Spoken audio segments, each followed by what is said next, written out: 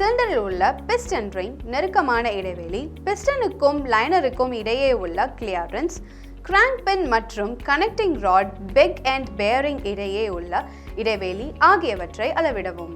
வணக்கம், என் பெயர் சாருமதி. உங்கள் அனைவரையும் புதிய பாடத்தில் சந்தித்ததில் மகிழ்ச்சி.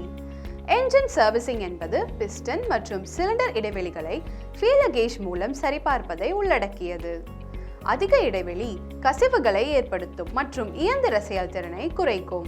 பிஸ்டன் மற்றும் சிலிண்டர் இடைவெளிகளை ஃபீலர் கேஜ் மூலம் சரிபார்க்கலாம். இதேபோல் கிராங்க் பின் மற்றும் பேரிங் இடைவெளிகளை பிளாஸ்டிக் கேஜ் மூலம் சரிபார்க்கலாம்.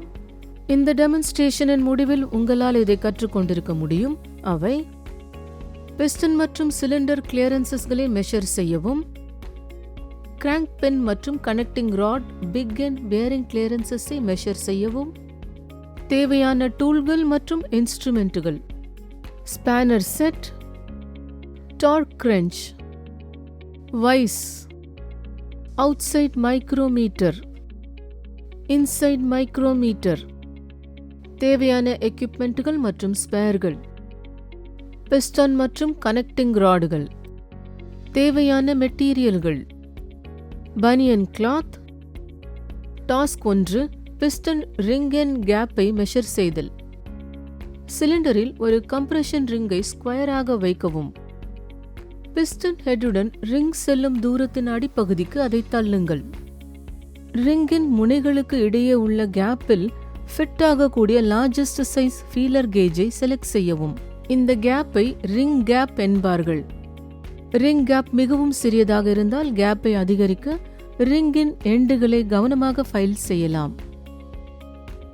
கேப் மிகவும் அதிகமாக இருந்தால் ரிங்கை மாற்றவும். பிஸ்டனின் போர் கிளியரன்ஸை செக் செய்யவும். ஒரு சிலிண்டர் மற்றும் பிஸ்டன் போருக்கான பிஸ்டனை மீண்டும் கனெக்ட் செய்யும் போது சிலிண்டரில் இன்ஸ்டால் செய்யப்படும் அதே பிஸ்டனை பயன்படுத்தி மெஷர் செய்யப்பட வேண்டும். ஏற்கனவே ரிமூவ் செய்யப்படாவிட்டால் பிஸ்டன் ரிங்குகளை ரிமூவ் செய்ய வேண்டும். பிஸ்டனில் ஒரு ஸ்பிரிங் ஸ்கேலை இன்ஸ்டால் செய்ய வேண்டும். பிஸ்டனை சிலிண்டர் போரில் பிஸ்டன் ஸ்கர்ட்டுகளுடன் பிஸ்டனை இன்ஸ்டால் செய்த சேம் ரிலேட்டிவ் பொசிஷனில் வைக்கவும்.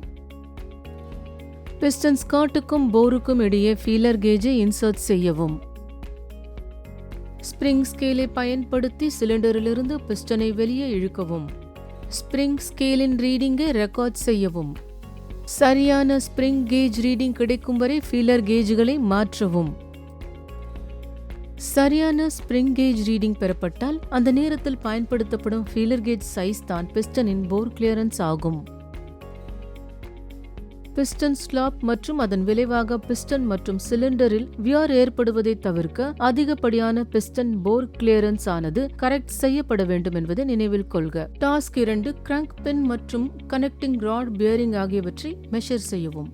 மெஷர் செய்ய வேண்டிய கிராங்க் ஷாஃப்ட் மற்றும் கனெக்டிங் ராடை செலக்ட் செய்யவும். எடுத்துக்காட்டாக, நீங்கள் ஃபர்ஸ்ட் சிலிண்டர் கிராங்க் பின் ஜர்னலை மெஷர் செய்ய விரும்பினால் ஃபர்ஸ்ட் சிலிண்டர் கனெக்டிங் ராடை செலக்ட் செய்யவும். கிராங்க் பின் டயாமீட்டரை அவுட்சைட் கேலிப்பர் கொண்டு ரஃப்பாக மெஷர் செய்யவும். ஒரு சூட்டபிள் சைஸ் அவுட்சைட் மைக்ரோமீட்டரை செலக்ட் செய்யவும். எரரை செக் செய்த பிறகு கிராங்க் பின் ஜர்னலில் மெஷர் செய்யவும். பெறப்பட்ட ரீடிங்குகளை நோட் டவுன் செய்யுங்கள்.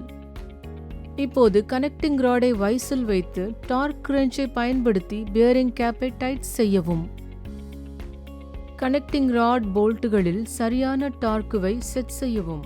கரெக்ட் சைஸ் இன்சைட் மைக்ரோமீட்டரை செலக்ட் செய்து இன்சர்ட் செய்யவும். கனெக்டிங் ராட், பிக் அண்ட் போரின் இன்டர்னல் டயாமீட்டரை செக் செய்யவும். ரீடிங்குகளில் உள்ள டிஃபரன்ஸ் கிராங்க் பின் மற்றும் connecting rod, big end bearing இடையே உள்ள கிளியரன்ஸை கொடுக்கும். வேல்யூக்களை உண்மையான ஸ்பெசிஃபிகேஷன்களுடன் கம்பேர் செய்யவும். ஸ்பெசிஃபிகேஷனுடன் வேல்யூக்கள் பொருந்தவில்லை என்றால் பிக் அண்ட் பேரிங்கை மாற்றவும்.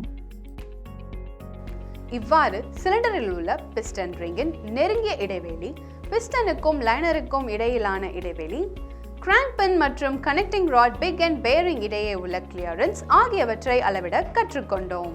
இதை பற்றிய தெளிவான புரிதல் உங்களுக்கு இருக்கும் என்று நான் நம்புகிறேன். இந்த பயிற்சியை உங்கள் பயிற்றுவிப்பாளரின் உதவியுடன் செய்யுங்கள். நன்றி.